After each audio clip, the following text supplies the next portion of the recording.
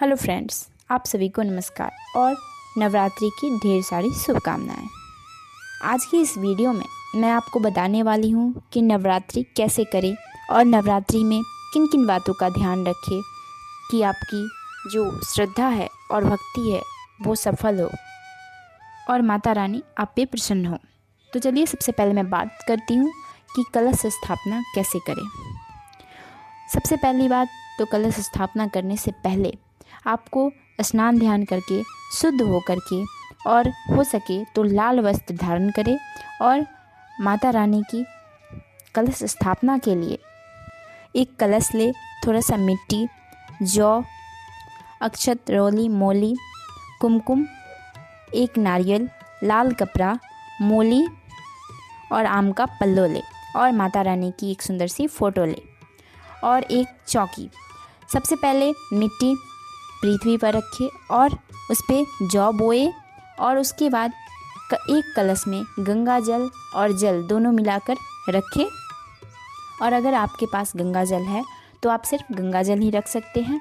उसमें द्रव्य रखें, अक्षत, चंदन और लाल पुष्प रख करके और फिर कलश को उस मिट्टी और जौ पे रखें और फिर उसके बाद उस पे से आम का पल्लो रखें और एक संपूर्ण नारियल में लाल कलेवा लपेटकर और उसमें मौली बांधकर और फिर उस कलश के ऊपर रखें और फिर एक चौकी ले और चौकी पे लाल कपड़ा या फिर लाल चुनरी बिछाकर उस पे माँ को बिठाएं और उसके बाद आप पूरे भाव से माँ को फूल अर्पित करें और फिर जो भी आपका भोग प्रसाद है वो माँ के सामने रखें और एक ऐसा दीपक ले जो 9 दिनों तक जलता रहे, क्योंकि नवरात्रि में दीपक का सबसे बहुत महत्वपूर्ण योगदान होता है।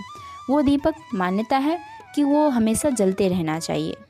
आप लोगों ने देखा होगा कि मंदिरों में भी हमेशा दीपक नवरात्रि के टाइम में जलते रहता है, वो दीपक बुझना नहीं चाहिए। और उसके बाद उस दीपक को प्रज्वलित करें और फिर ध्यान रखें कि वो दीपक हमेशा जलते रहना चाहिए 9 दिनों तक। और उसके बाद आप श्रद्धा से आप जैसे पूजा पाठ करते हैं, माँ को चंदन लगाए, अक्षत छीटे और उसके बाद फिर फूल चढ़ाए और प्रसाद का भोग लगाए और फिर आपको जो भी पाठ है दुर्गा सप्तशती का पाठ ज़रूर से करनी चाहिए नवरात्रि में। इसके बाद अगर आपको दुर्गा तांडव याद है और फिर आपको जो भी याद है माता रानी की स्तुति वगैरह जो भी याद है वो करें और उसके बाद फिर लास्ट में आरती करें और फिर आरती लेकर फिर प्रसाद ग्रहण करें और फिर माँ शैलपुत्री का नाम लेकर सबसे पहले दिन की पूजा को संपूर्ण करें और फिर शाम के टाइम में भी वैसे ही आरती करें। आरती शाम में ज़रूर होनी चाहिए, माँ की आरती 2 वक्त ज़रूर से होनी चाहिए नवरात्रि में। और उसके बाद आपको जो भी फलाहार है वो आप कीजिए या फिर आप अगर बर्दाश्त नहीं कर सकते हैं तो आप शाम के टाइम में अरवा चावल का या फिर रोटी वगैरह खा सकते हैं, दूध रोटी वगैरह खा सकते हैं। नमक ना खाएं नवरात्रि में, क्योंकि कोई भी नमक हो, सेंधा हो या फिर नमक हो, सिंपल नमक भी नमक नहीं खाना चाहिए, क्योंकि नमक खाने से नवरात्रि टूट जाती है। ऐसा लोग कहते हैं कि सेंधा नमक खा सकते हैं, लेकिन सेंधा नमक भी तो नमक ही होता है ना, उसमें भी तो आयोडीन ही होता है, तो इसलिए नमक ना खाएं। उसके बाद दूसरे दिन की भी पूजा वैसे ही करें जैसे पहले दिन की किए हैं, बस कलश हिलना नहीं चाहिए और वो दीपक भी वहाँ से नहीं हिलना चाहिए।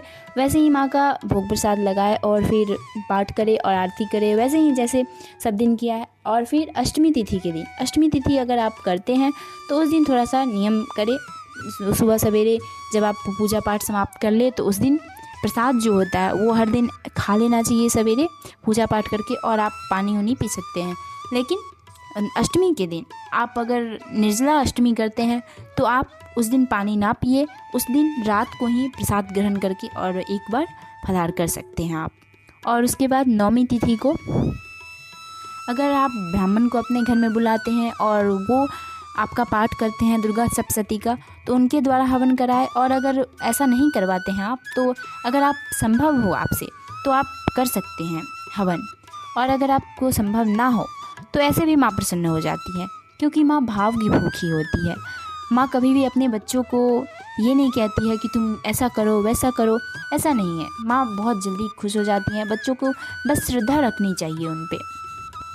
तो इस तरीके से आप अपना नवरात्रि का व्रत करें।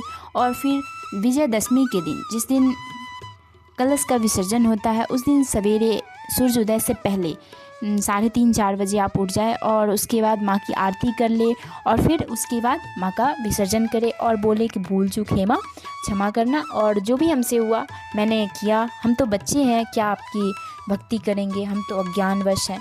तो इस तरीके से माता रानी से क्षमा मांगे और फिर माँ का विसर्जन किसी नदी या सरोवर में कर दीजिए। उस फोटो को मत विसर्जित कीजिएगा, उस कलश को बस विसर्जित कर दीजिएगा और उसका जो सिक्का होता है उसको आप निकाल कर और एक लाल कपड़े में लपेट कर तिजोरी में रख दीजिए और फिर देखिए कि आपके जीवन में कितना सारा कुछ मंगलमय होता है।